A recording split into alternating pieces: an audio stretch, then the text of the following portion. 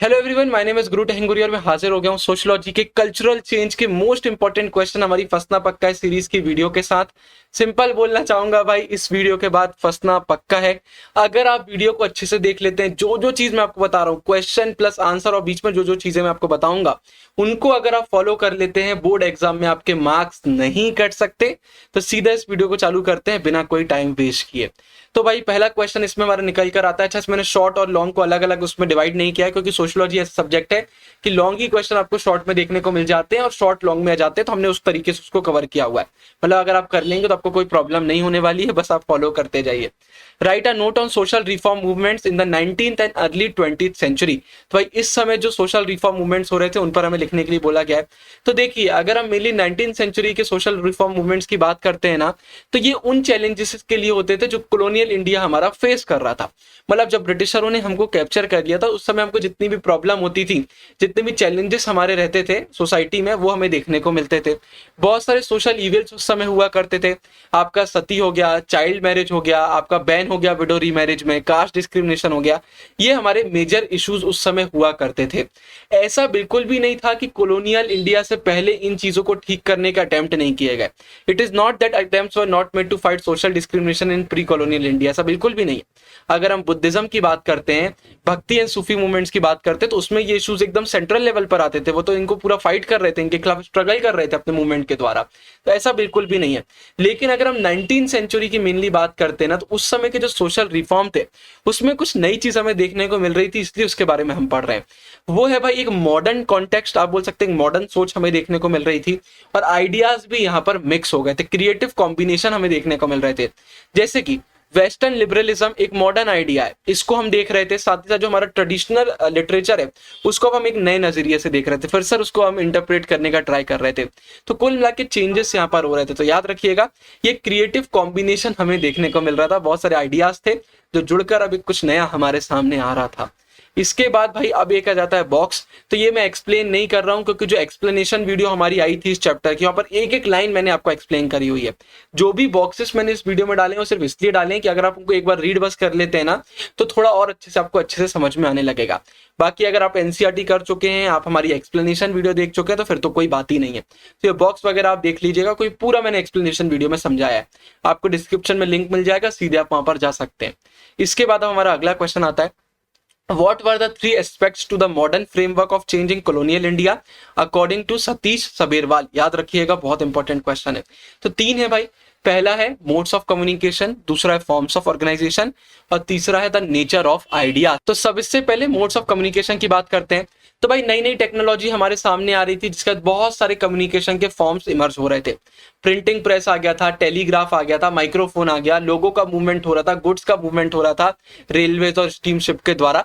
तो जब मूवमेंट इतना ज्यादा होगा तो भाई आइडियाज भी जल्दी जल्दी मूव करते हैं। आज के समय की अगर हम बात करते हैं, किसी भी कंट्री में कुछ भी हो जाए, इंटरनेट के थ्रू हर जगह पहुंच जाता है। तो भाई उस समय भी कम्युनिकेशन जैसे जैसे बढ़ रहे थे, तो ये चीजें हमें देखने को मिलती हैं। फिर दूसरा आता है फॉर्म्स ऑफ ऑर्गेनाइजेशन। अब हम इसकी बात कर रहे हैं। तो अगर हम फॉर्म्स और ऑर्गेनाइजेशन की बात करते हैं, तो भाई मॉडर्न सोशल ऑर्गेनाइजेशन हमें देखने को मिले। ब्राह्मो समाज हो गया बंगाल में, आर्य समाज हो गया पंजाब में, इन्हें सेटअप किया गया था। उसके बाद all India Muslim ladies conference, Anjuman Khatun e इस्लाम, ये हमें देखने को मिला था। 1914 में ये फाउंड हुआ था। उसके बाद जो इंडियन रिफॉर्मर्स थे, जो रिफॉर्म लाने के लिए काम कर रहे थे, वो सिर्फ ऐसा नहीं है कि पब्लिक मीटिंग्स में ही बताते थे क्या करना है कैसे करना है, ऐसा नहीं है। वो पब्लिक मीडिया जैसे न्यूज़पेपर हो गया, जर्नल हो गया, इनके थ्रू भी डिबेट वगैरह करते थे, इनके थ्रू भी अपना ओपिनियन रखते थे। ये चीजें हमें देखने को मिली। फिर जो बड़े बड़े सोशल रिफॉर्मर्स हैं, उनकी जो भी राइटिंग्स हैं, अब मतलब जो भी चीज वो लिखते थे, उनके जो आइडियाज होते थे, अब उनकी लैंग्वेज से दूसरी लैंग्वेज में ट्रांसलेट हो रहे थे। ऐसा नहीं है कि कोई राइटर अगर सिर्फ हिंदी का है तो हिंदी में रहेगा। इंडिया में जितनी अलग अलग रीजनल लैंग्वेजेस हैं, बहुत सारों में उसको ट्रांसलेट किया जा रहा था, इंग्लिश में किया जा रहा था, जैसा जैसा उस समय चल रहा था। तो ट्रांसलेशन के प्रोसेस ने भी क्या किया, और ज्यादा लोगों को जोड़ने का काम किया। फिर नेचर ऑफ आइडियाज, अब नए आइडियाज, लिबरलिज्म हो गया, फ्रीडम हो गया, होम मेकिंग मैरिज हो गया, इनके नए आइडियाज। भाई मदर्स और डॉटर्स के नए रोल्स की बात करी जा रही थी, सेल्फ कॉन्शियस प्राइड की बात करी जा रही थी, अपने कल्चर ट्रेडिशन इमर्ज हो रहा था कि भाई जो कल्चर ट्रेडिशन है उसमें सेल्फ कॉन्शियस प्राइड हमारी जनरेट हो रही थी। हम उनको और अच्छे से पढ़ रहे थे, समझ रहे थे, फिर से इंटरप्रेट कर रहे थे। हो सकता है ना कि पास्ट में उस चीज को जिस तरीके से देखा गया वो सही ना हो, तो उसको चेंज करके बहुत चीजें हम देख रहे थे। और अब एजुकेशन की वैल्यू बहुत ज्यादा इंपॉर्टेंट हो गई थी ना। तो याद रखिए, new ideas of self conscious pride in culture and tradition emerge, the value of education became very important. उसके बाद ज्योतिबा फुले की हम बात करते हैं, सोशल रिफॉर्मर, जो इनकी वाइफ है, उनकी वाइफ सावित्री बाई फुले, उनका भी वो भी सोशल रिफॉर्मिस्ट रही, उनका भी बहुत बड़ा योगदान रहा है। तो ज्योतिबा फुले ने पहला विमेन के लिए स्कूल ओपन किया था पुणे में, याद रखिएगा, open the first school for women in Pune. उसके बाद जो रिफॉर्मर्स थे वो ये भी आर्ग्यू करते थे भाई कि अगर सोसाइटी को हमें आगे तरक्की की ओर ले जाना है तो विमेन का एजुकेशन बहुत ज्यादा इंपॉर्टेंट है। तो जितने भी हमारे ट्रेडिशनल मॉडर्न आइडियाज हैं उनको फिर से देखकर बताया जा रहा था कि कैसे कैसे विमेन के एजुकेशन को हमें प्रमोट करना चाहिए, क्यों वो इंपॉर्टेंट है। तो पूरी ये चीजें हमें देखने को मिल रही थी। फिर अगला क्वेश्चन आता है, the varied social reform movements did have common themes yet there were also significant differences. मतलब सोशल रिफॉर्म मूवमेंट में भाई बहुत कॉमन चीजें हमें देखने को मिल रही थी, लेकिन फिर भी इंपॉर्टेंट डिफरेंसेस उनमें थे। इसको आप एक्सप्लेन करिए। तो चलिए जी अब इसको हम देखते हैं। तो देखिए, अगर हम कुछ लोगों की बात करते हैं, जैसे कि यहाँ पर बोला गया है, अगर हम अपर कास्ट की बात करते हैं, मिडिल क्लास विमेन की बात करते हैं या मैन की बात करते हैं, तो कुछ लोगों को सिर्फ इन्हीं प्रॉब्लम से होता था कि भाई इनकी प्रॉब्लम सॉल्व हो जाए, हमारा काम हो जाएगा। लेकिन कुछ लोग होते थे भाई जो कास्ट में डिस्क्रिमिनेशन देखने को मिल रहा है, उससे जो सफरिंग हो रही है वो उनकी मेन प्रॉब्लम होती थी, जो इनजस्टिस हो रहा है वो मेन प्रॉब्लम होती थी। तो हर कोई जिस जगह पर सफर कर रहा है, वो जो उसकी आइडेंटिटी है, वो जिस एरिया से, जिस कास्ट क्लास उस समय की बात करते उसमें बिलोंग करता था, तो अपने हिसाब से उसकी प्रॉब्लम रहती थी, अपने हिसाब से उनकी सफरिंग रहती थी। तो सबके कंसर्न्स बहुत अलग अलग होते थे। जैसे यहाँ दिया हुआ है, कुछ लोगों के लिए क्या था भाई कि ये जो हिंदुइज्म है, तो जो सोशल इविल है वो इसलिए हुए हैं क्योंकि भाई जो हमारी हिंदुइज्म की ट्रू स्पिरिट है उसको डिक्लाइन कर दिया गया, उसको अच्छे से समझा नहीं गया, उसको अच्छे से फॉलो नहीं किया गया, उसको गलत तरीके से देखा जा रहा है। लेकिन दूसरी तरफ कुछ लोगों का क्या मानना था कि हिंदुइज्म के कोर में ये चीज बसती है, मतलब जो सोशल इविल है ये हिंदुइज्म का पार्ट है। तो लोगों की सोच में आप डिफरेंस देखिए कितना देखने को मिलता है कि हिंदुइज्म का जो रिलीजन है वो नेचुरली ये सब चीजें जाती है, जेंडर ऑपरेशन और कास्ट। तो सबकी सोचें हमें अलग देखने को मिल रही थी। उसके बाद मुस्लिम लोगों की बात करते हैं तो वहां पर भी जो रिफॉर्मर्स थे बहुत इंपॉर्टेंट चीजों पर डिबेट कर रहे थे। पर्दा सिस्टम हो गया, पॉलीगमी, पॉलीगमी मतलब एक से ज्यादा हस्बैंड या वाइफ होना। अगर एक से ज्यादा वाइफ होने को हम पॉलीगनी बोलते हैं, ये भी याद रखिएगा ना। तो पॉलीगमी पर यहाँ पर डिबेट हो रही थी कि भाई एक से ज्यादा हस्बैंड वाइफ होना सही है नहीं है, पूरे उस पर बात करी जा रही थी। मेनली अगर हम बात करते हैं, यहाँ पर बात करी जाती है जो हस्बैंड ज्यादा वाइफ रखते हैं उनकी बात करी जा रही थी, मैन जो ज्यादा वाइफ रखते हैं, I mean. So for example, a resolution against the evils of polygamy was proposed by जानरा Shahnawaz at the all India Muslim ladies conference. वहां पर उन्हें रेजोल्यूशन पास किया था, उन्हें बताया था जहानारा ने कि पॉलीगमी के इविल्स क्या क्या हैं। उसके बाद यहाँ पर हमें फिर देखने को मिला कि जो रिजोल्यूशन था जिसने पॉलीगमी को कंडेम कर लिया था, इसके बाद मुस्लिम प्रेस में हमें बहुत ज्यादा इससे रिलेटेड डिबेट देखने को मिली थी। फिर तहजीब ए निस्वान, ये क्या है भाई, एक जर्नल, एक मैगजीन टाइप का आप बोल सकते हैं, वीकली उस समय आया करती थी, पंजाब में विमेन की ये मैगजीन थी। तो भाई ये इस रिजॉल्व के फेवर में आई, बट बाकी जो थे उनने डिसअप्रूव कर दिया। तो अलग अलग मैगजीन जर्नल हो गए, अलग अलग रिफॉर्मर्स हो गए, अलग अलग लोग हो गए, सोसाइटी में अलग अलग रीजन हो गए, अपने हिसाब से चीजों को देख रहे थे। कुछ चीजों में उनका सेम टेक होता था और कुछ में एकदम ही अलग उनका देखने को मिल जाता था। Debates with in communities were common during this period. Example दिया हुआ है, सती को भाई ब्राह्मो समाज अपोज करता था, लेकिन कुछ ऑर्थोडॉक्स मतलब आप बोल सकते हैं रूढ़ीवादी जो लोग थे, मेंबर्स थे हिंदू कम्युनिटी के बंगाल में, उनने अपना ऑर्गेनाइजेशन बनाया धर्म सभा, और उन्हें पेटिशन किया, हमने पहले भी देखा था, उन्हें पेटिशन किया ब्रिटिश में कि भाई जो रिफॉर्मर्स हैं इन्हें कोई भी राइट नहीं है हमारे जो सेक्रेड टेक्स्ट है उनके खिलाफ आवाज उठाने का, उनको अपने हिसाब से इंटरप्रेट करने का। तो ये हमें देखने को मिलता है। फिर उसका दलित्स वगैरह का भी आता है कि भाई हिंदू फोल्ड में कुछ का कहना था कि कंप्लीट रिजेक्शन है, दलित जो लोग थे वो सीधे सीधे हिंदूज को रिजेक्ट करते थे, क्योंकि उनका कहना था भाई हिंदू से भी उनको एक्सप्लॉइटेशन देखने को मिलता है। Another view including voice by Dalit was a complete rejection of the Hindu fold, ये हमें देखने को मिल जाए। The concept like Sanskritization, modernization, secularization, चारों नाम याद रखिएगा, वेस्टर्नाइजेशन, ओवरलैप ईच अदर। आप टेलीग्राम में जाकर हमारे नोट्स भी डाउनलोड कर सकते हैं, ह्यूमैनिटीज के हर मेजर सब्जेक्ट के हैंड रिटन टॉपर्स नोट्स आपको देखने को मिल जाएंगे। बिल्कुल जाकर आप उन्हें एक्सेस करिएगा, पूरा डिस्क्रिप्शन में आपको डिटेल मिल जाएंगी। टेलीग्राम पर भी अवेलेबल है और डिस्कॉर्ड पर भी आपको मिल जाएंगे, और एक्सप्लेनेशन वीडियो चैनल पर आपको मिलती रहती है। अब आता है भाई, अगर इस क्वेश्चन की हम बात करते हैं, जो कॉन्सेप्ट है क्या ये एक दूसरे को ओवरलैप करते हैं? Yes, in many ways these overlap, in many situations they coexist, in many situations they operate very differently। कई जगहों पर ओवरलैप भी करते हैं, कोएग्जिस्ट भी करते हैं, और कहीं पर बहुत डिफरेंट भी हमें देखने को मिलते हैं। ये सरप्राइजिंग नहीं होगा अगर हम एक इंसान को ऐसा ढूंढ लें जो कुछ वे में मॉडर्न है और कुछ में ट्रेडिशनल है। हम सब में कुछ ना कुछ चीजें मॉडर्न होती है, कुछ ना कुछ ट्रेडिशनल होती हैं, तो ये एक अलग चीज हो जाती है। अगर हम मॉडर्निटी की बात करते हैं तो मॉडर्निटी का इसके आगे आप लिख सकते हैं कि मॉडर्निटी का सिंपल ये नहीं है कि नए आइडियाज आ गए, ये है भाई रीथिंकिंग, री इंटरप्रिटेशन ऑफ ट्रेडिशन, कि हम उसको फिर से देख रहे हैं, ट्रेडिशन को फिर से एक बार देख रहे हैं कि उसको हम कैसे अलग तरीके से समझ सकते हैं, उस पर रीथिंक कर रहे हैं। ये चीज हमें देखने को मिलती है। तो जितने भी कॉन्सेप्ट्स की हम बात कर रहे हैं ना, बहुत ये कल्चर और ट्रेडिशन से जब लिंक होते हैं तो ये लिविंग एंटिटीज हैं। कल्चर ट्रेडिशन समय के साथ चेंज होता है, एक जैसा नहीं रहता है। तो जी हाँ, हम बोल सकते हैं कि कई सिचुएशन में ओवरलैप करता है, कई जगह कोएग्जिस्ट करता है। एनसीईआरटी में बहुत ब्रॉड उसमें इसका एक्सप्लेनेशन नहीं है, तो ये वगैरह क्वेश्चन आएंगे तो आपको शॉर्ट में देखने को मिलने वाले हैं। इसके बाद अब आपको बहुत इंपॉर्टेंट चीज बताना है, इसको अच्छे से समझिएगा, बिल्कुल स्किप आपको नहीं करना है। वो है भाई आंसर राइटिंग प्रीमियम कोर्स के बारे में। हम द ट्विन ब्रोस ने भाई ड्रीम यूनिवर्सिटी एप्लीकेशन में अपना एक कोर्स लॉन्च किया है आंसर राइटिंग का, जिसको अगर आप देख लेते हैं तो बोर्ड एग्जाम में आंसर फ्रेमिंग में आपको कोई दिक्कत नहीं जाने वाली है। 1 मार्क से लेकर 8 मार्क्स तक के जो क्वेश्चन होते हैं उनकी पूरी आंसर फ्रेमिंग हमने आपको बताई है। और इतना ही नहीं, हमने ये भी आपको इस सीरीज में पूरे कोर्स में बताया, 4 वीडियो का वो कोर्स है कि कैसे आप चेकर को बता सकते हैं कि आपको अपने एक आंसर के लिए कितने मार्क्स चाहिए। मतलब आप जब घर आएंगे तो आपको पता होगा कि आपको आज के पेपर में कितने मार्क्स मिलने वाले हैं। सिलेबस अगर आप कर रहे हैं और आपने आंसर राइटिंग की प्रैक्टिस नहीं करी तो गड़बड़ हो सकती है, क्योंकि जो यहाँ है अगर आप उसको एक्सप्रेस नहीं कर पा रहे तो फिर आप कुछ नहीं कर पाएंगे बोर्ड एग्जाम में। लेकिन अगर आप ये कोर्स परचेज कर लेते हैं, ये दिक्कत आपकी खत्म हो जाएगी, आंसर राइटिंग की सारी प्रॉब्लम आपकी खत्म हो जाना है। ऊपर आई बटन में वीडियो डाल रहा हूँ, पूरा ट्रेलर इसका आया हुआ है, आप देख सकते हो, उससे आपको पूरी चीज क्लियर हो जाएंगी कि कैसे आप इसको परचेज वगैरह कर सकते हैं। अभी ये कोर्स सिर्फ और सिर्फ 99 रुपीज का मिल रहा है, लेकिन कुछ समय बाद इसका प्राइस 199 होने वाला है। स्टार्टिंग के बच्चों के लिए हमने एकदम कम प्राइस कर दिया है, इससे ज्यादा तो कैफे वगैरह में, पार्टी वगैरह में हम उड़ा देते हैं।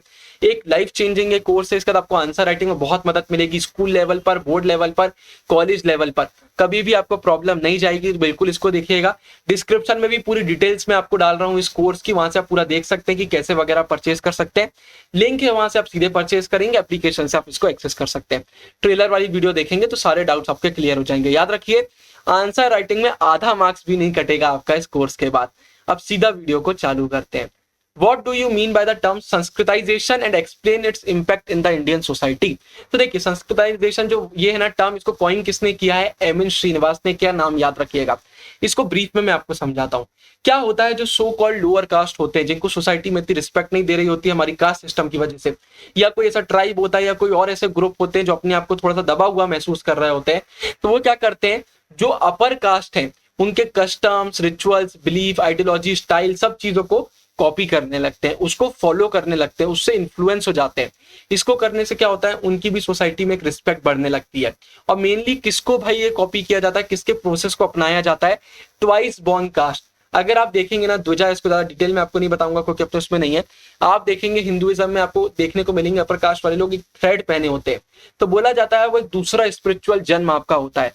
तो अपर कास्ट में इसको डिवाइड किया जाता है। अगर आप हिंदुइज्म की आइडियोलॉजी उसमें देखेंगे, पढ़ेंगे इसको पूरा, तो आपको चीजें देखने को मिलेंगी कैसे क्या किया जाता है। तो अभी के लिए आप समझ सकते हैं कि ट्वाइस बॉर्न जो कास्ट होती है, मैंने एक्सप्लेनेशन वीडियो में पूरे डिटेल में समझाया है, तो उनकी मेनली चीजों को फॉलो किया जाता है ना।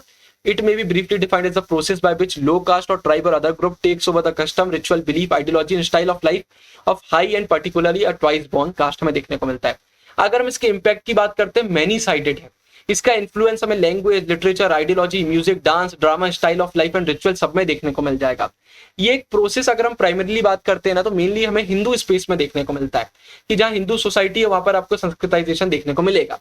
लेकिन श्रीनिवास ने आर्ग्यू किया, श्रीनिवास जी ने बोला कि ऐसा नहीं है, ये हमें बाकी जगहों पर भी देखने को मिलता है और भी रिलीजियस ग्रुप और सेक्ट्स में देखने को मिलता है जो हिंदुइज्म के आउटसाइड है। तो उन्होंने ये चीज आर्ग्यू करी थी। इसके बाद हमें देखने को मिलता है, देखिए अगर कोई ऐसा एरिया है जहां पर हाईली संस्कृताइज कास्ट है, मतलब ये संस्कृताइजेशन का प्रोसेस हो चुका है, उसका कास्ट हमें देखने को मिलती है जो संस्कृताइजेशन के प्रोसेस को अपना चुकी है, वो डोमिनेशन में, मतलब वो लोग जो अपर कास्ट के वगैरह के रिचुअल फॉलो वगैरह कर रहे हैं वो डोमिनेशन में, तो वो पूरा एंटायर रीजन में हमें चेंज देखने को मिलता है और बहुत सारा संस्कृताइजेशन का प्रोसेस हमें देखने को मिलता है। लेकिन कोई ऐसा रीजन है जहां पर नॉन सांस्कृतिक कास्ट, मतलब जिसने ये सब फॉलो नहीं किया, वो डोमिनेंट उसमें, मतलब उसका डोमिनेशन, उसका दबदबा में देखने को मिलता है, तो उनका इन्फ्लुएंस वहां पर बढ़ जाता है और इस प्रोसेस को हम बोलते हैं डीसंस्कृताइजेशन। तो अगर क्वेश्चन आता है संस्कृताइजेशन क्या है, तो आपको ये ऊपर का लिखना पड़ेगा और नीचे उसके फिर ये इम्पैक्ट वगैरह आ जाते हैं। और देखिए, there were other regional variations too, हमें इसके वेरिएशन भी देखने को मिलते हैं। इन पंजाब कल्चरली सांस्कृतिक influence was never very strong, वहां ज्यादा स्ट्रॉन्ग कभी नहीं था। बहुत सारी century until the third quarter of 19th century वहां पर्शियन इन्फ्लुएंस का डोमिनेंस हमें देखने को मिलता था। तो ये चीजें आप याद रखिए। उसके बाद मेनली ये बोला जाता है यार कि अगर हम संस्कृताइजेशन की बात करते हैं तो इसके बाद क्या होता है, कोई भी अगर इसको फॉलो कर रहा है ना तो इकोनॉमिक और पॉलिटिकल पोजीशन में वो ऊपर आ जाता है। ऑब्वियस बात है, इंडिया में कास्ट सिस्टम एक हायरार्की फॉर्म कर दी गई है, तो अगर आप अपर कास्ट के कस्टम वगैरह को फॉलो करने लगते हैं तो सोसाइटी में थोड़ा सा ऊपर का आपका स्टेटस हो जाता है।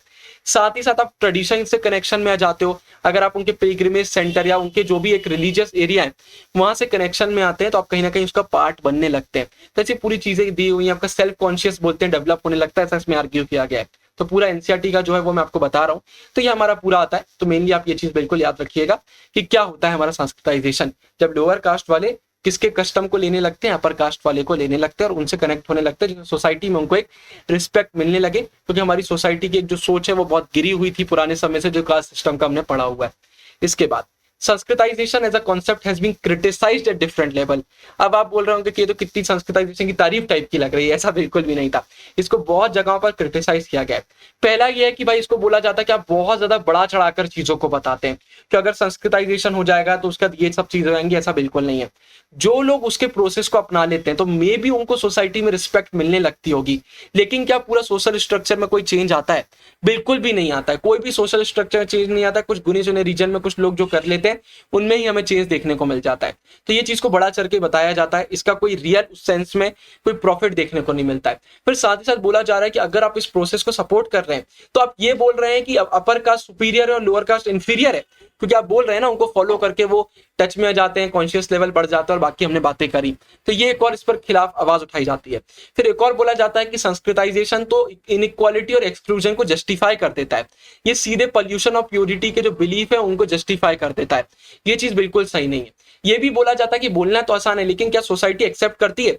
अगर कोई लोअर कास्ट का जन अगर हमारी अपर कास्ट के लोगों की सो कॉल्ड अपर कास्ट को फॉलो कर रही होती है तो क्या लोग फॉलो करने देते हैं? लोग और दबा देते हैं कि नहीं आप यहाँ नहीं आ सकते, ये नहीं कर सकते हमारे। तो वो सोसाइटी जहाँ पर अनटचेबिलिटी चलती थी। तो ऐसी चीजें इस पर बोली गई हैं। याद रखिए, आप बड़ा चढ़ाकर चीजों को बोलते हैं, आप लोअर कास्ट अपर कास्ट में भेदभाव करते हैं, ये क्या होता है। साथ ही साथ इनइक्वालिटी एक्सक्लूजन को आप प्रमोट करते हैं, ये देखने को मिलता है। फिर ये भी बोला जाता है कि अगर हम अपर कास्ट के रिचुअल्स को फॉलो करने लग जाएंगे, उनके राइट्स को फॉलो करने लग जाएंगे, तो फिर तो जो गर्ल्स और विमेन है वो तो सोसाइटी से साइड में हो जाएंगी, उनको एकदम नीचे धकेल दिया जाएगा। साथ ही जो प्रैक्टिस है, जैसे डाउरी की प्रैक्टिस हो जाती है, ये आने लगेगी। कास्ट डिस्क्रिमिनेशन हर जगह पर आ जाएगा, क्योंकि भाई ये हमारी सोसाइटी का एक पार्ट रहा है। तो कहीं ना कहीं अगर आप संस्कृताइजेशन को प्रमोट कर रहे हैं तो आप इन चीजों को भी प्रमोट कर रहे हैं। तो ये यहाँ पर बोला जा रहा था। फिर बोला जा रहा था कि ये अगर आप करते तो एक और चीज होगी, आप दलित कल्चर और सोसाइटी को तो पूरे तरीके से गायब कर देंगे। क्या उनकी वैल्यू नहीं है? हर एक अलग अलग सोसाइटी में जो अलग अलग रीजन के अलग अलग कल्चर के लोग होते हैं, अलग अलग ट्रेडिशन के लोग होते हैं, वो अपनी स्किल्स लेकर आगे बढ़ रहे होते हैं, अपना ट्रेडिशन को आगे लेकर बढ़ रहे होते हैं। जैसे बोला गया identities based on the basis of work हो गया, क्राफ्ट हो गया, आर्टिसनल एबिलिटीज हो गया, knowledge form of medicine, ecology, agriculture, animal husbandry हो गया। इनको कोई वैल्यू नहीं समझी जाती आजकल इंडस्ट्रियल एरिया में। तो कहीं ना कहीं संस्कृताइजेशन को यह भी बोला जाता है कि जो दलित कल्चर और सोसाइटी है उसको आप पूरी तरह से तबाह करने का काम कर रहे हैं। इसके बाद अब मैं सिंपल बोलना चाहूंगा भाई, अगर आप ये वीडियो देख रहे हैं तो लाइक जरूर कर दीजिएगा, उससे हमें बहुत हेल्प मिलती है। अगर आपको एक्सप्लेनेशन पसंद आ रहा हो तो लाइक जरूर करिएगा। इसके बाद define the term westernisation and explain any one kind of westernisation.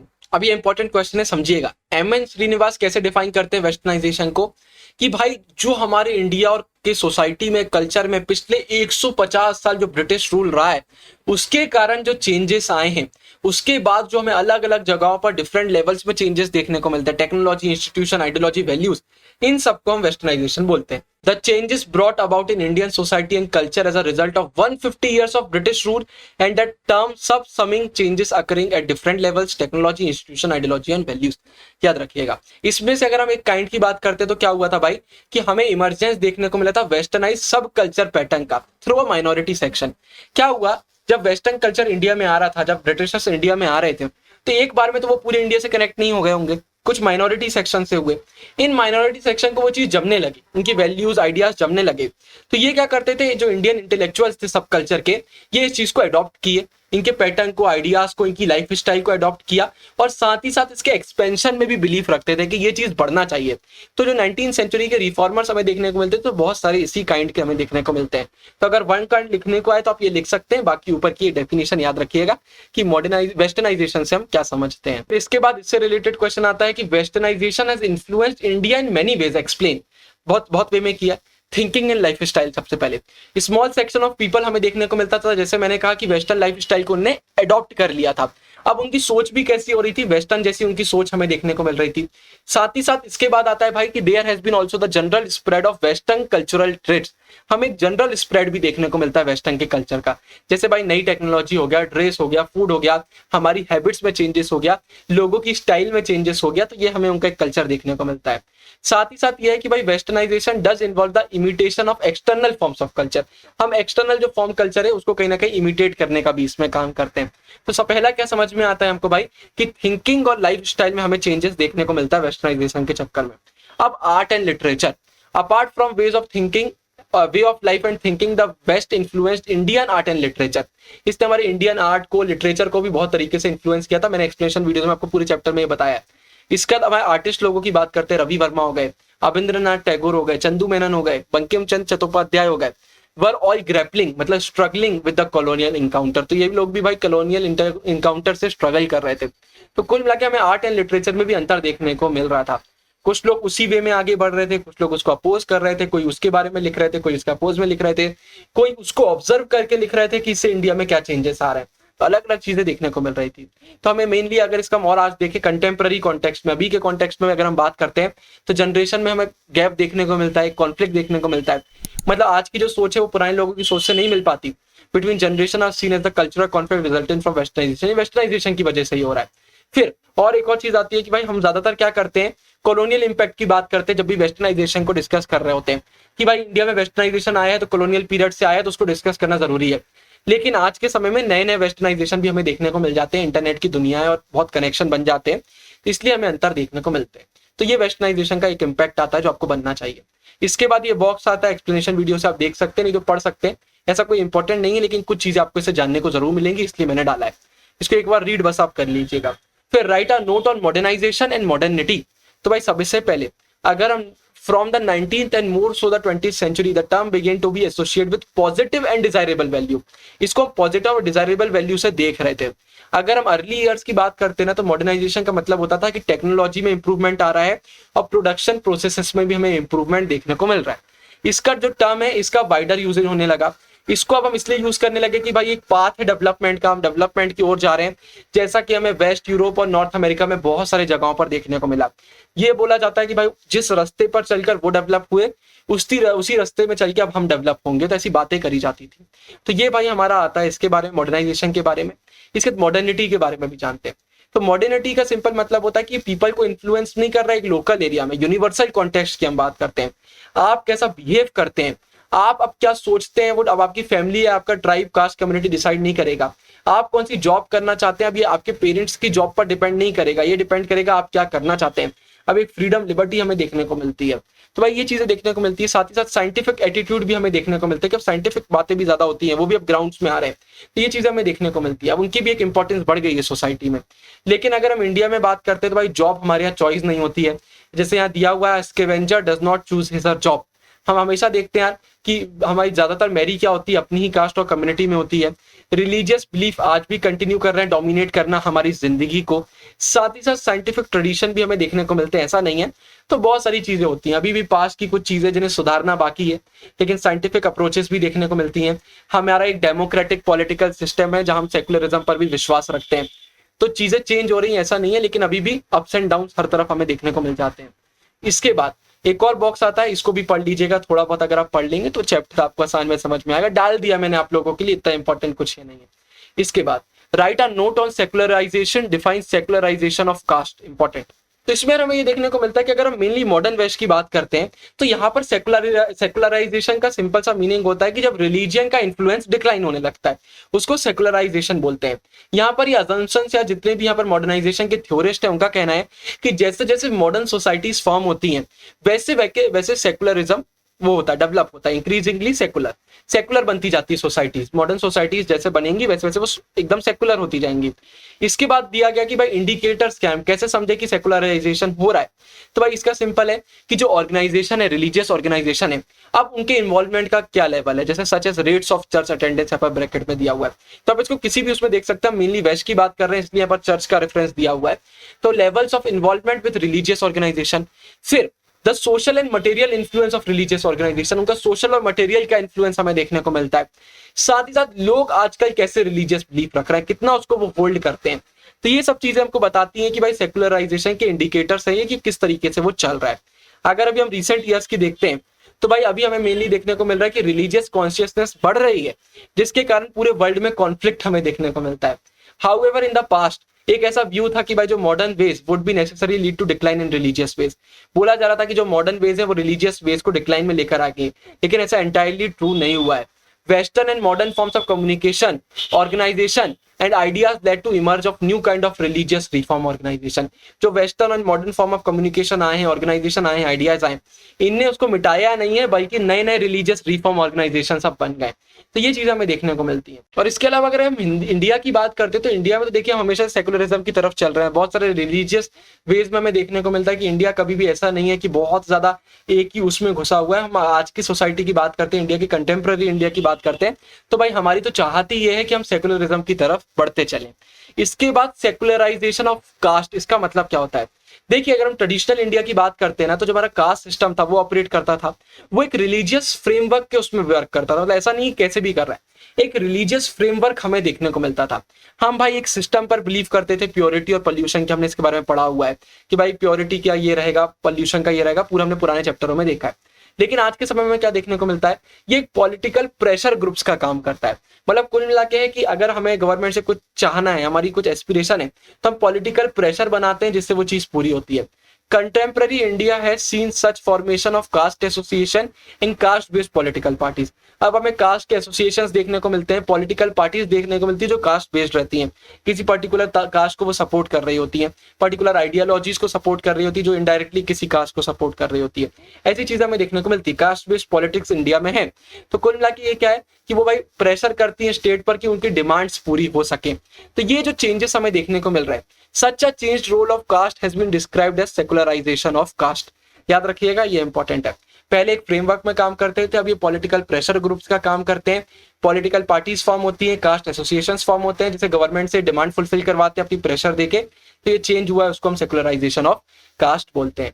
इसके बाद ये एक और बॉक्स आता है, इसको भी एक बार आप रीड कर लीजिएगा, ये भी इंपॉर्टेंट नहीं है। आप सोच रहे होंगे भैया क्यों बॉक्स डाल रहे हैं जो इंपॉर्टेंट नहीं है। यार मैं ये नहीं चाहता कि एनसीईआरटी की कोई चीज आपके लिए छूट जाए।